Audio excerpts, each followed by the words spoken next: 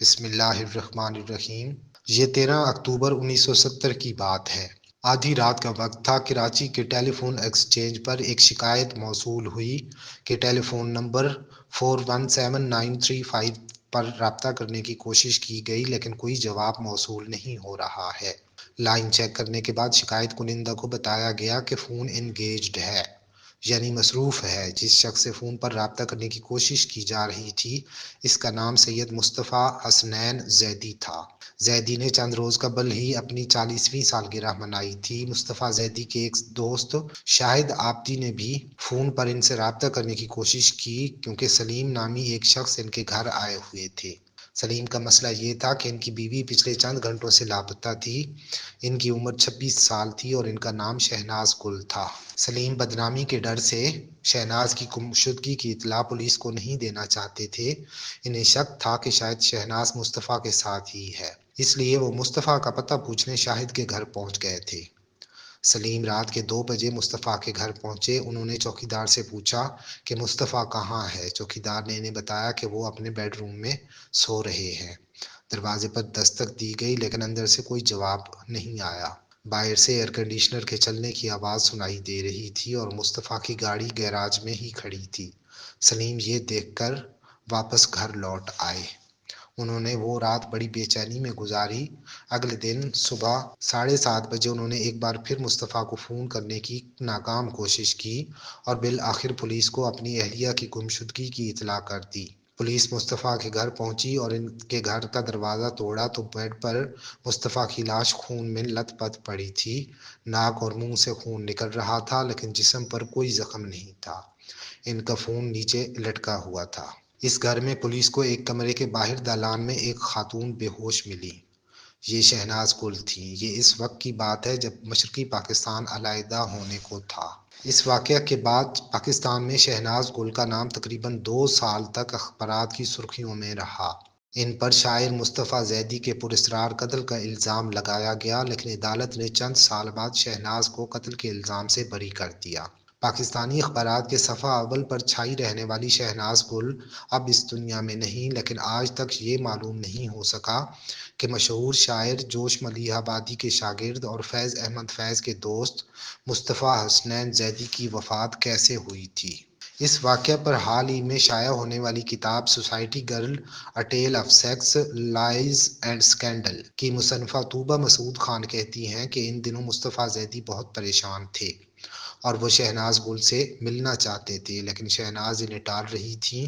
ان کے اصرار پر شہناز ان سے ملنے چلی گئیں۔ اس کے بعد جو کچھ ہوا وہ آج بھی ایک معمہ ہے۔ یہ موت کسی عام آدمی کی نہیں۔ کچھ عرصہ پہلے تک مصطفیٰ زیدی لاہور کے ڈپٹی کمشنر ہوا کرتے تھے۔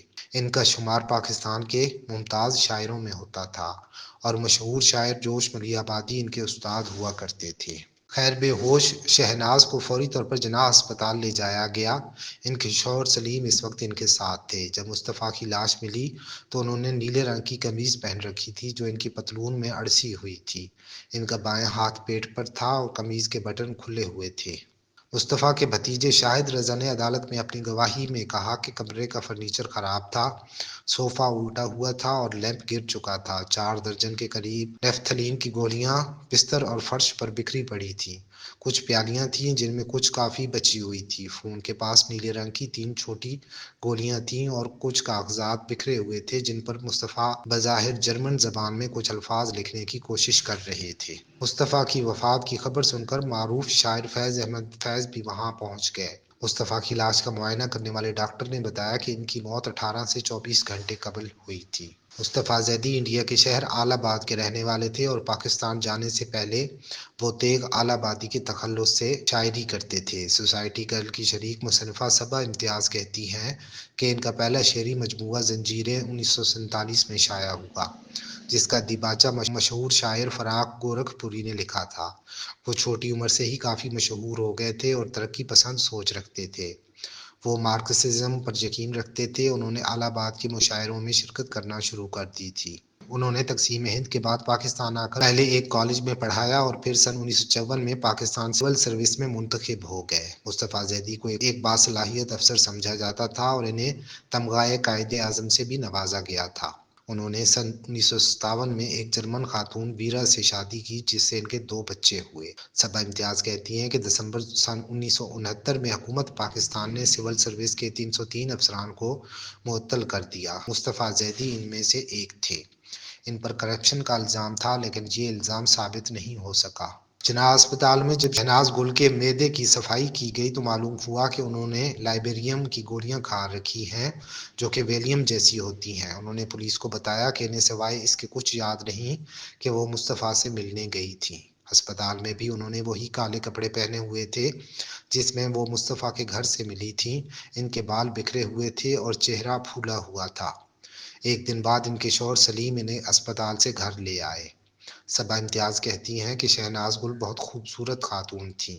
اس واقعے کو 54 سال گزرنے کے بعد بھی لوگ کہتے تھے کہ پاکستان میں اس جیسی خوبصورت عورت کسی نے نہیں دیکھی۔ ان کے شوہر سلیم ان سے کم از کم 30 سال بڑے تھے۔ سلیم کی پہلی شادی ایک انگریز خاتون سے ہوئی تھی۔ وہ پہلے انڈین فوج میں تھے لیکن تقسیم کے بعد انہوں نے فوج سے استعفیٰ دے دیا تھا۔ شہناز سے شادی کے وقت ان کی عمر 46 سال تھی جبکہ شہناز کی عمر صرف 17 برس تھی۔ صبا کہتی ہیں کہ شہناز کو کسی حد تک شاعری کا بھی شوق تھا۔ انہیں پارٹیوں میں جانا پسند تھا۔ لوگ ان کے ساتھ اٹھنا بیٹھنا پسند کرتے تھے۔ شہناز کی پہلی اولاد 1964 میں ہوئی۔ اسی دوران وہ لاہور سے کراچی میں رہنے چلی آئی تھیں۔ مصطفیٰ زیدی جب سرکاری ملازم تھے تو وہ اکثر کراچی جایا کرتے تھے۔ شہناز اور سلیم کی پہلی ملاقات سید مصطفیٰ حسنین زیدی سے سندھ کلب میں ہوئی تھی۔ صبا امتیاز کا مزید کہنا ہے کہ مصطفیٰ زیدی نے اپنے دوستوں کو بتایا کہ وہ شہناز کو بہت پسند کرتے ہیں۔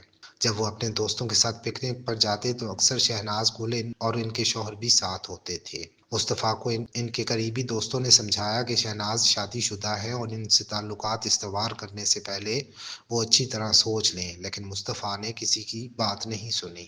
پھر جب مصطفیٰ لاہور سے کراچی شفٹ ہوئے تو وہاں دونوں کے تعلقات مزید گہرے ہو گئے۔ صبا کہتی ہیں کہ ہماری تحقیق کہتی ہے کہ کسی بھی مرحلے پر شہناز گل مصطفیٰ زیدی کے لیے اپنی فیملی کو نہیں چھوڑنا چاہتی تھیں۔ پہلی ملاقات کے بعد مصطفیٰ اور شہناز اکثر ملنے لگے۔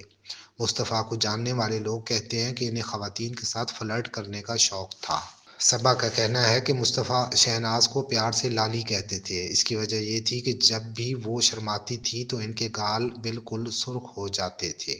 طوبہ مسعود کہتی ہیں کہ مصطفیٰ کے دوست بتاتے ہیں کہ وہ خواتین سے تعلقات رکھ کر اپنے بارے میں اچھا محسوس کرتے تھے اور اس سے ان کی انا کو تسکین ملتی تھی۔ انہیں شاید یہ وہم بھی تھا کہ ان کی جرمن بیوی ان کی اس عادت پر برا نہیں مانے گی۔ وہ اپنے دوستوں کو اپنے غیر ازدواجی تعلقات کی منطقی وجوہات بھی بتاتے تھے۔ اس کیس کی تفتیش کرنے والے ڈی ایس پی عبدالرشید کو مصطفیٰ کی الماری سے ایک بریف کیس ملا جس میں ایک پستول اور 25 گولیاں تھیں۔ اس کے علاوہ اس میں کراچی کی کرسٹین کلر شہناز کے عنوان سے پیمفلٹ چھپے تھے۔ اس پیمفلٹ میں شہناز کی تصویریں تھیں۔ صبا امتیاز بتاتی ہیں کہ مصطفیٰ کی موت سے چند ماہ قبل شہناز یورپ گئی تھیں۔ اس دوران مصطفیٰ کو لگا کہ شہناز کا ان کے ساتھ رویہ بدل گیا ہے۔ نہ وہ فون پر بات کرتی تھیں اور نہ ہی وہ ان کے کسی خط کا جواب دے رہی تھیں۔ یہیں سے ان کا رویہ غصے اور انتقام میں بدل گیا۔ صبا مزید کہتی ہیں کہ ان کے پاس شہناز کی کچھ تصویریں تھیں۔ کراچی کے ایک پرنٹنگ پریس میں ان کے 4000 پیمفلٹ چھاپے گئے جن میں انہوں نے شہناز کو کراچی کی کرسٹین کیلر کہہ کر پکارا۔ انہوں نے لکھا کہ وہ پاکستان کی ہائی سوسائٹی اور اس کے کرداروں کو بے نقاب کریں گے۔ انہوں نے یہ پیمفلٹ پرنٹ ضرور کروائے لیکن تقسیم نہیں کیے۔ یہ انہوں نے اپنے ایک دوست کو دکھائے لیکن اس نے کہا کہ تم یہ سب چھوڑ دو۔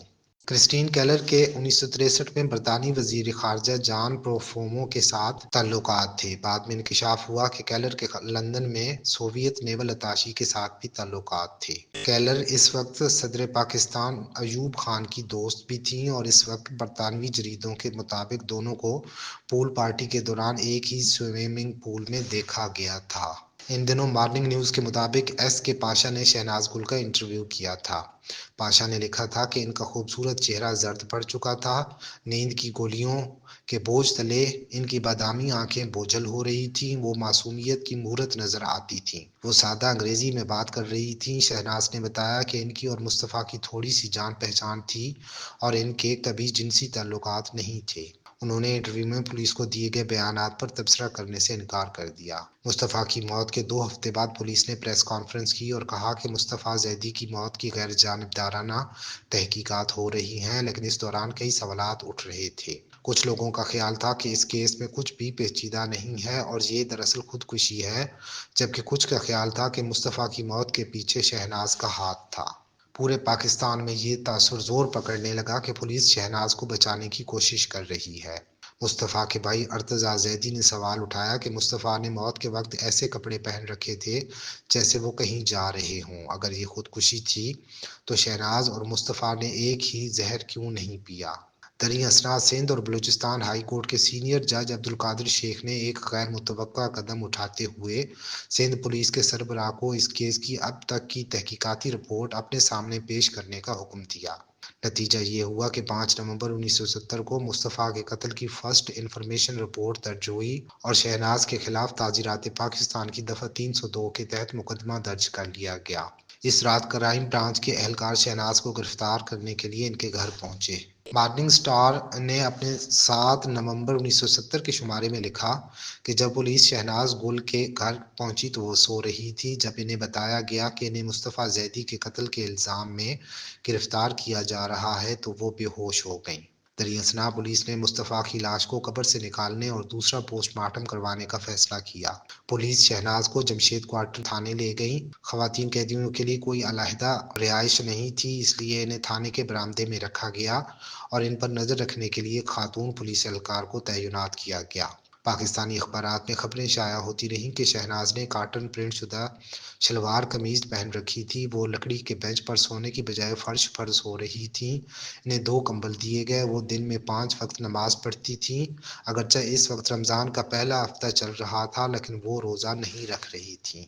مقدمے کی سماعت کے دوران شہناز اپنے بیان پر قائم رہیں کہ ان کا مصطفیٰ زیدی سے گہرا تعلق نہیں تھا اور دونوں کے درمیان جنسی تعلقات نہیں تھے۔ ان کا کہنا تھا کہ مصطفیٰ کی الماری سے ملنے والی تصاویر ان کی نہیں تھیں۔ عدالت نے اپنے فیصلے میں کہا کہ مصطفیٰ کے قتل کا کوئی ثبوت نہیں ملا۔ صرف اس لیے کہ شہناز وہاں موجود تھی یہ فیصلہ نہیں کیا جا سکتا کہ انہوں نے ہی یہ قتل کیا ہے۔ جج قمر ادریس نے کہا کہ میں نے نوٹ کیا ہے کہ مصطفیٰ اپنی موت سے پہلے افسردہ تھے۔ اپنی موت سے پہلے انہوں نے جو الفاظ کہے وہ بتاتے ہیں کہ وہ اپنی جان بھی لے سکتے ہیں۔ جج نے کہا کہ میرا خیال ہے کہ صرف وہاں موجود اس وقت کے شواہد سے یہ ثابت نہیں ہوتا کہ اس موت میں شہناز کا ہاتھ تھا۔ استغاثہ ان کے خلاف الزامات ثابت نہیں کر سکا۔ طوبہ مسعود کہتی ہیں کہ فیصلے کے بعد شہناز نے اپنے وکیل ایس شیخ سے بات کی اور جلدی سے کمرے سے باہر چلی گئیں۔ ایک فوٹوگرافر نے ان کی تصویر لینے کی کوشش کی۔ اس بار انہوں نے چادر سے منہ نہیں چھپایا اور نہ ہی زمین کی طرف دیکھا۔ انہوں نے براہ راست کیمرے میں دیکھا اور تصویر بنوائی۔ یہ اس وقت کا سب سے سنسنی خیز کیس تھا۔ اس دوران پاکستان میں بہت کچھ ہو رہا تھا لیکن آئے روز اخبارات میں شہناز گل کی تصویر شائع ہوتی اور ہمیشہ ان سے متعلق کوئی نہ کوئی خبر شائع ہوتی۔ ایک دن جنگ اخبار کا رپورٹر تھانے کی دیوار پر چڑھ گیا تاکہ دیکھ سکے کہ شہناز جیل کے اندر کیا کر رہی ہے۔ ماحول ایسا تھا کہ لوگوں کے گھروں میں اخبارات پر پابندی لگا دی گئی تاکہ بچے وہ خبر نہ پڑھ سکیں۔ شہناز گل کے لیے یہ بہت مشکل وقت تھا۔ وہ تقریباً 2 سال تک اخبارات کے صفحہ اول پر چھائی رہی۔ طوبہ مسعود کہتی ہیں کہ پریس نے بہت سنسنی پھیلائی۔ ذرا سوچئے، اکتوبر 1970 اور 1972 کے درمیان ان کا چہرہ اخبارات کے صفحہ اول پر رہا۔ اس دوران مشرقی پاکستان الگ ہو گیا لیکن اس کے باوجود شہناز ہمیشہ خبروں میں رہیں۔ ڈان اور شام کے اخبارات میں ان کی جنسی درندگی کے بارے میں باتیں ہوئیں۔ میں نے اپنی زندگی میں کبھی ایسی کوریج نہیں دیکھی۔ بری ہونے کے چند روز بعد ہی وہ منظر عام پر آنے لگیں۔ صبا امتیاز کہتی ہیں کہ بہت سے لوگ ان سے ہمدردی رکھتے تھے۔ انہیں محسوس ہوتا تھا کہ شہناز کے ساتھ کچھ بہت غلط ہو گیا ہے۔ اس واقعے کے بعد جب بھی وہ کسی پارٹی یا ریسٹورنٹ میں جاتیں یا سڑک پر پھل خریدتی تھیں تو لوگ انہیں رک کر دیکھتے تھے۔ بعد میں انہوں نے مصطفیٰ زیدی کا عوامی سطح پر کبھی ذکر نہیں کیا۔ ان کی وفات تقریباً 20 سال قبل گمنامی میں ہوئی۔ ان کی موت کا اخباروں میں ذکر تک نہیں ہوا۔ یہ وہی اخبار تھے جو کسی زمانے میں ان کی ہر چھوٹی سے چھوٹی بات پر ہر روز صفحہ اول شائع کرتے تھے۔